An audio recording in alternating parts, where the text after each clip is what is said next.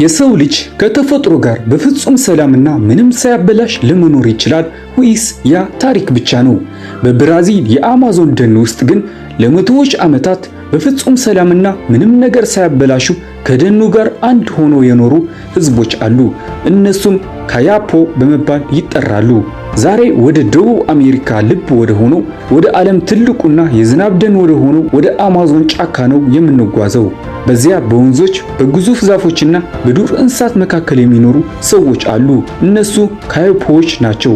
ካያፖዎች በሰሜናዊ ብራዚል በፓራና በማቶ ግሮሶ አካባቢ ይኖራሉ። እነሱ ለብዙ ትውልዶች ደኑን እንደ ቤታቸው በማየት እየኖሩ ይገኛሉ። ቁጥራቸው ከ10,000 እስከ 13,000 እንደሚሆን ይገመታል። እነሱ እንደ ብዙዎቹ የደቡብ አሜሪካ ሀገራት ስፓኒሽኛ ወይም ፖርቹጊስ አያወሩም። ይልቁንስ የራሳቸው የሆነ ናቲቭ የሆነ ቋንቋ አላቸው። እሱም ካያፓ ይባላል። እንደ ተጨማሪ መግባቢያ ቋንቋ ግን አብዛኞቹ ፖርቹጊስም ያወራሉ። ካያፖዎች የሚገርሙ ህዝቦች ናቸው። እያንዳንዱ የሚኖርበትን የአማዞን ደን ክፍል በደንብ አድርገው ያውቃሉ። የትኛው ዛፍ ለመድኃኒትነት እንደሚሆን፣ የትኛው ፍሬ ሊበላ እንደሚችል እና የትኛው ዛፍ መርዛማ እንደሆነ በደንብ አድርገው ያውቃሉ። ካያፖዎች መንደሮቻቸውን በልዩ ሁኔታ ይገነባሉ። ቤቶቹ በክብ ቅርጽ ይሰራሉ። መሃሉ ላይ ደግሞ ትልቅ ክፍት ሜዳ ይተዋሉ። ይህ ክፍት ቦታ ለስብሰባ፣ ለውይይት፣ በዓላቶች ሲመጡ ደግሞ ለጭፈራና ለባህላዊ ስነ ስርዓቶች ይጠቅማል። የመንደሩ ቅርጽ እንኳን ትርጉም አለው። ሁሉም ሰው የማህበረሰቡ አካል መሆኑን ያሳያል። ካያፓዎች የአማዞን ተወላጅ ማህበረሰብ ናቸው። በባዕዳውያን ገዢዎች ያልተበረዘ ልዩ ባህልም አላቸው። ከሱም መሃል ሰውነታቸው ላይ የሚቀቡት ጥቁር ቀለም ነው። አብዛኞቻችሁ ይህ ቀለም ለውበት ብቻ ሊመስላችሁ ይችላል። ነገር ግን ከዛ በላይ ጥቅሞች አሉት። ይህ ቀለም ከተፈጥሯዊ እጽዋት የሚዘጋጅ ሲሆን አንድ የካያፖ ሰው በሰውነቱ ላይ ያለውን ስዕልና ቅርጽ በማየት ብቻ የትኛው ስነ ስርዓት ላይ እንዳለ ወይም ምን አይነት ክብር ወይም ኃላፊነት እንዳለው ማወቅ ይቻላል። ከዛም በላይ ይህ ጥቁር ቀለም ከፀሐይ ይከላከላል፣ አንዳንድ ጊዜም ከነፍሳትም ይከላከላል። በካያፖ መንደሮች ውስጥ ዘመናዊ ሱፐርማርኬት የለም፣ ሆስፒታል የለም፣ መኪናም የለም፣ ኤሌክትሪክም የለም።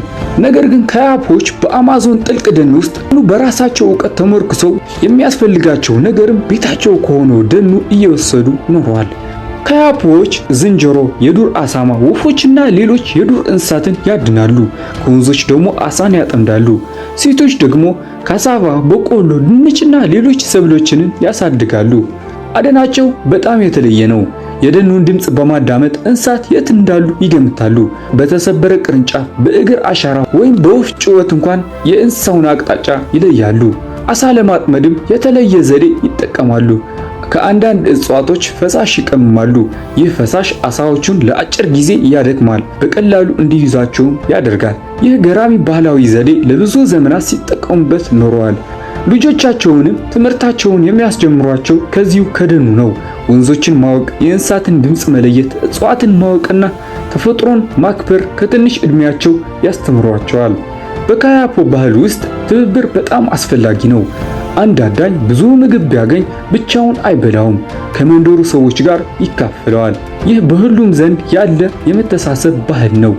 ካያፖዎች ወንዶችና ሴቶች በሰውነታቸው ላይ የሚስሉት ቅርጽ በየበዓሉ ይለያያል። የሚለብሱትን ልብስና የቀለም ላባዎችም ውበት ብቻ አይወክሉም፣ ባህላዊ ክብርና ማንነትንም ያሳያሉ። በበዓላት ጊዜ የሚያደርጉት ጭፈራና ዘፈን መዝናኛ ብቻ አይደለም፣ ታሪካቸውን፣ እምነታቸውንና የቀድሞ ጀግንነታቸውን ለወጣቶች የሚያስተላልፉበት መንገድ ነው። ዛሬ የካያፖ ሰዎች ከዱር እንስሳት ይልቅ የሚያስፈራቸው ነገር ህገወጥ የደን ጭፍጨፋ እና የውጭ ሰዎች ወደ መሬታቸው መግባት ነው። ለእነሱ ደኑ ሀብት ብቻ አይደለም፣ እናታቸው ነው፣ ታሪካቸው ነው፣ ልጆቻቸውን የሚያሳድጉበት ቤታቸው ነው። አንድ ዛፍ ሲቆረጥ የእነሱ ህይወት ክፍል እንደተቆረጠ ይሰማቸዋል። በዚህ ምክንያት ለብዙ ዓመታት የደናቸውን መሬት ከህገወጥ የእንጨት ቆራጮችና ከህገወጥ የወርቅ ፈላጊዎች እና ከመሬት ወራሪዎች ለመጠበቅ ታግለዋል። የሚገርመው ነገር ሳይንቲስቶች ካያፖዎች የሚጠብቁት የደን ክፍል በአማዞን ውስጥ ካሉት በጣም በተሻለ ሁኔታ ከተጠበቁ ቦታዎች መካከል እንደሚገኝ ይናገራሉ። ይህ ማለት ካያፖዎች ራሳቸውን ብቻ አይጠብቁም፣ ለመላው ዓለም አስፈላጊ የሆነውን የአማዞን ደንንም ይጠብቃሉ። ነገር ግን ዘመናዊው ዓለም ወደ እነሱም ደርሷል። ዛሬ አንዳንድ የካያፖ መንደሮች የፀሐይ ኃይል መሳሪያዎችን ይጠቀማሉ። አንዳንዶቹ ደግሞ ስልክና ሌሎች ዘመናዊ መሳሪያዎችንም ይጠቀማሉ። ግን ይህ ባህላቸውን ትተዋል ማለት አይደለም። አሁንም ልጆቻቸውን ባህላቸውን ያስተምራሉ፣ ቋንቋቸውን ያስቀጥላሉ፣ ስነ ስርዓቶቻቸውንም ያከብራሉ። እንዲያውም ብዙ የካያፖ ወጣቶች ዘመናዊ ቴክኖሎጂን በመጠቀም የጎሳቸውን መብት ለዓለም እያስተዋወቁ ይገኛሉ። የካያፖ ጎሳ ታሪክ ስለ አንድ ጎሳ ብቻ አይደለም። ሰው ከተፈጥሮ ጋር በክብር ሲኖር ምን ያህል ታላቅና ውብ ነገር ሊፈጠር እንደሚችል የሚያሳይ ነው። ከካያፖ ህዝቦች የምንማረው ትልቁ ነገር ተፈጥሮን ሳታጠፋ ከተፈጥሮ ጋር መኖር እንደሚቻልና የምትኖርበትን አካባቢ ከአጥፊዎች ጠብቀህ ለቀጣይ ትውልድ ማስረከብ እንደሚገባ ነው። እናንተስ ምን ታስባላችሁ? ካያፖዎች ምርጥና ጀግና ህዝቦች ናቸው ብላችሁ አታስቡ? እስቲ ያሰባችሁትን ሁሉ ንገሩኝ። እና ቪዲዮን ከወደዳችሁት ላይክ አድርጉ። ለተጨማሪ የዓለም አስገራሚ ጎሳዎች ታሪክ ደግሞ ቻናሉን ሰብስክራይብ አድርጉ። እና በሚቀጥለው ቪዲዮ ከሌላ አስደናቂ ጎሳ ጋር እስከምንገናኝ ክፉ አይንካችሁ። ይመቻችሁ።